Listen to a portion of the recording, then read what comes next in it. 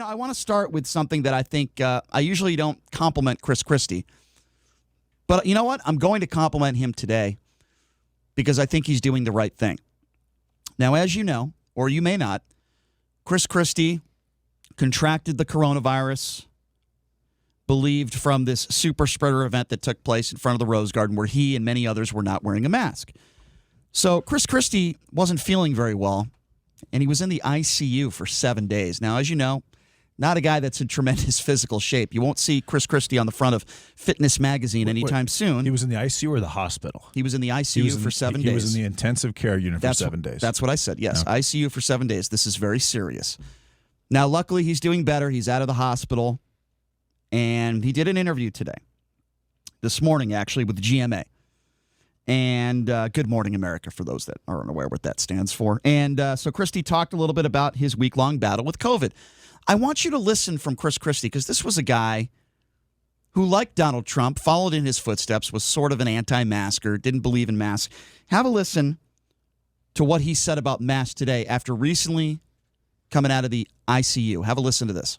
We need to be telling people that there is no downside to you wearing masks. And in fact, there can be a great deal of upside. And I think if we all do that, that's one of the things we can contribute as Americans. And I think we need to be honest with the American people and just say directly to them that we don't know everything we need to know about this disease at this point, George. But what we do know is that masks can certainly help. Do they prevent everything? Of course, there's nothing that prevents everything. But we should be very affirmative. Leaders all across the politics, sports, the media should be saying to people, put your masks on and be safe until we get a vaccine that can help to protect us completely from this virus. So why does it have to take a trip to the ICU for 7 days and contracting the virus to make a statement like that? Now, I give him credit for it. I'm glad he said that. And then he was also asked if he's spoken to President Trump about this. Here's his response. We've spoken a number of times. He called me a number of times, both when I was in the hospital and since I've returned home. And I've said this all along, that, this is what we need to be doing. Everybody's going to make their own decisions on that. But I think no matter what you're doing, whether you're at a rally for your preferred candidate, whether you're out at the supermarket, whether you're at a protest, no matter what you're doing, you should have a mask on and you should try to remain socially distant from folks. I did it for 7 months, George, and I stayed healthy. I didn't do it for 4 days, and I wound up in the ICU. I am glad that he is speaking out about it. I'm not glad that he got the virus, but you know what? I'm glad that he's doing better now, and maybe the fact that he got the virus will help some people. Maybe some people will listen to Chris Christie because he's right. Well, and he didn't necessarily get the virus at the quote-unquote super spreader event where, again, keep in mind, everybody tested negative before. He was also helping Donald Trump prepare for his debate. He was with Kellyanne Conway and Hope Hicks. He was part of that team, so he could have gotten it there as well. But let's not forget, Brian, that there was a study that was done in July, and the results were just released recently that said that out of 156 people that had contracted COVID-19 in the last 14 days, 85% of them were either wearing masks constantly or consistently.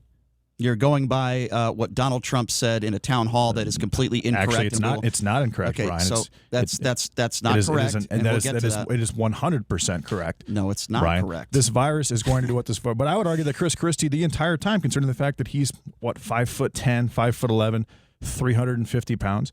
I mean, he is high risk, and I've said this since day one. Okay, if you're high risk, wear a mask, protect yourself. If you're in a place where there's mandatory mask mandates, again, wear a mask so you don't get arrested or you don't get fined.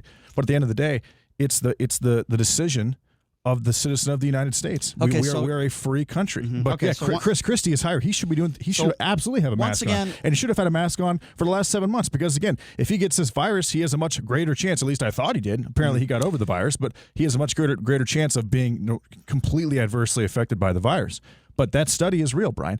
Okay, and not only that study, but also the stat, and we talked about this a couple days ago, 19 out of the 20 of the top areas in the United States right now with the highest infection rate of COVID-19 have mandatory mask mandates in place. Okay, right? so can I it's going to respond? be very hard to convince me that masks are extremely effective. I think this virus does what it does for 8 to 11 weeks, and unless you have a complete comprehensive lockdown, and that includes the Walmarts of the world, that includes the Targets, that includes the Smiths, that includes the Vons, and you basically deliver groceries to people at their homes, nothing's going to work. So this idea of a lockdown, and who confirmed this a couple of days ago, is completely ridiculous. And even Biden last night during his town hall, he said himself, we're going to be talking about the town hall. Yeah, exactly. We're not doing that right well, now. I'm just bringing up one little thing that he mentioned, that he said that, lockdowns at this point are unnecessary. That's we can't right. do them.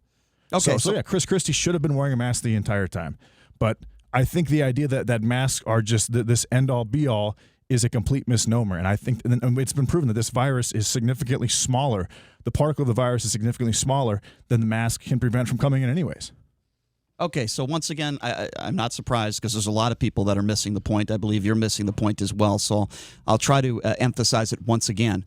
There's a lot of people that still want to downplay this virus, that still want to downplay everything that is associated with this virus. It's very simple, ladies and gentlemen. Whether you're high risk or not, put on a damn mask. That is what Chris Christie is saying. He struggled. He was in the ICU for 7 days. He could have lost his life. Sadly, many people have lost their lives.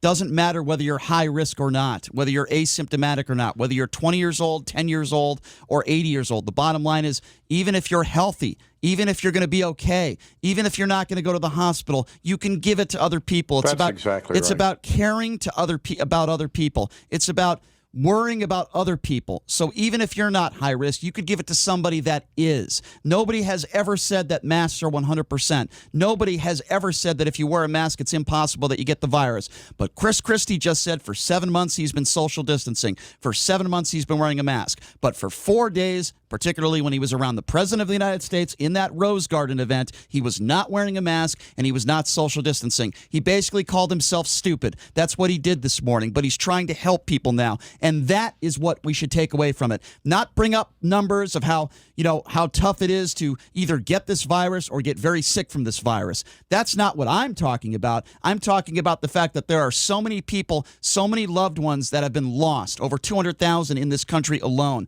People that are waking up without a husband, without a wife, without a sister, without a mother, without a father, without a kid.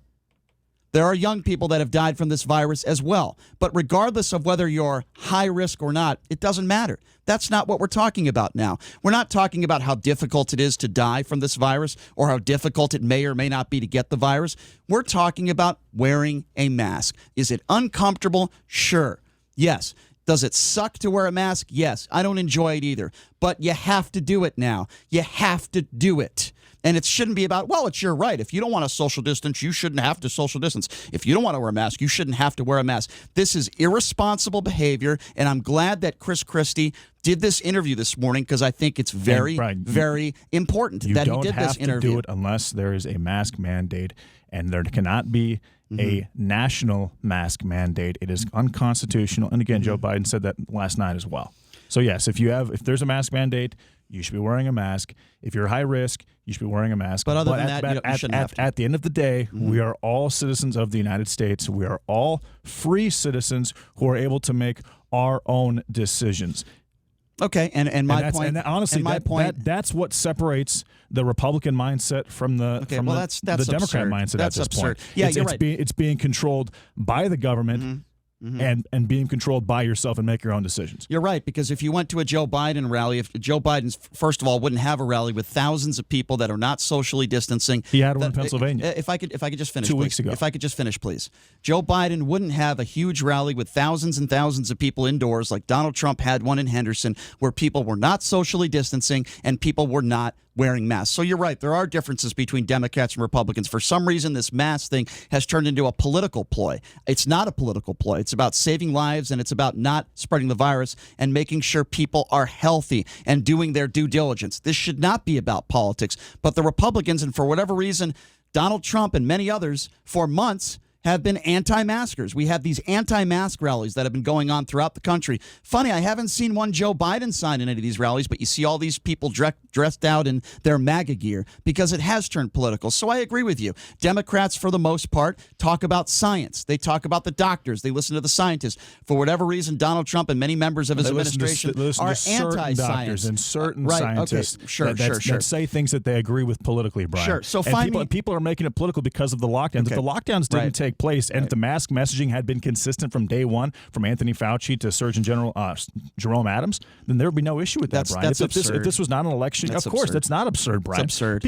People don't Fauci love... changed his tune in March about masks, and he preached masks forever. Fauci initially said his mind, that the only people that should wear masks are healthcare workers. Changed his mind. So did Surgeon General Jerome Adams. Fauci also said on the 27th that this virus, on the 27th of February, that this virus was not a big enough issue to worry about on a national level as far as American public health issue. And 26 days before that, Donald Trump actually went through and shut down travel to China on January 30th while he was being impeached for something that he didn't do. For something that actually Hillary Clinton did, JD said, and apparently Joe Biden did. So I know you want to talk about Hillary Clinton, but we're not doing that right now. I know you'd like to do that. It's an extension of my statement. I know you'd like to talk about the dossier and all these other things, but that's not what we're talking about right now. The fake dossier. If I can please respond. So Dr. Fauci changed his tune, as everyone in Trump's administration on the task force did, in March. And they said how vital it was to wear masks in March. Donald Trump did not change his tune in March. In fact, on a debate stage a few weeks ago, he was mocking Joe Biden for wearing a mask, and then a few days later, he contracted the virus. So don't give me this nonsense about everybody told Donald Trump that masks were not necessary and that people shouldn't wear masks. Dr. Fauci changed his tune in March, and Donald Trump did not. So that ends that discussion. Actually, he said masks are patriotic. On multiple occasions. He never said don't wear a mask. People at his rallies, they can get a mask if they want to. They can social distance if they want to. But again, we can hold super spreaders. That's okay. The United States of America, thank you for that music. That's perfect.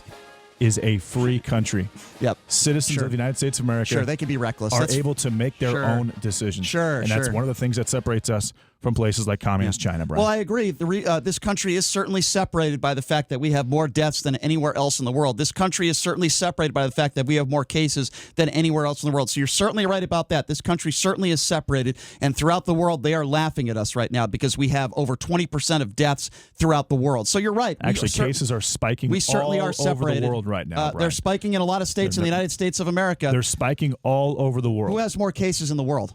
What country? Right now, cases are spiking all over the world. And please answer my question. Who has most cases of anywhere in the world? What country? Most deaths in most cases. Probably us. Thank you very much. So you're right. We are separated. You're absolutely right. 94% We're separated because of stupidity. 94% of those had 3 or more comorbidities. There you go again. 65% took place in nursing homes. There you go again with the conspiracy theories. How is that a conspiracy theory, Brian? It's a reality. Just because you don't agree with us means it's a conspiracy theory. I'll explain it to you again. Why it is a conspiracy theory and it's nonsense. I'll explain it to you. Yeah, they died with the virus, if you will let me talk, of the virus. There is a major difference. If you will let me talk, I will explain it to you why it's a nonsense, BS, right-wing conspiracy theory. It is because when you ask many, including the director of the CDC, he says the majority of those people that had those comorbidities would still be alive today if they didn't contract the virus. If you die in a car accident and you have cancer, it doesn't say on the report that you died of cancer. You died from injuries from a car accident. Let's take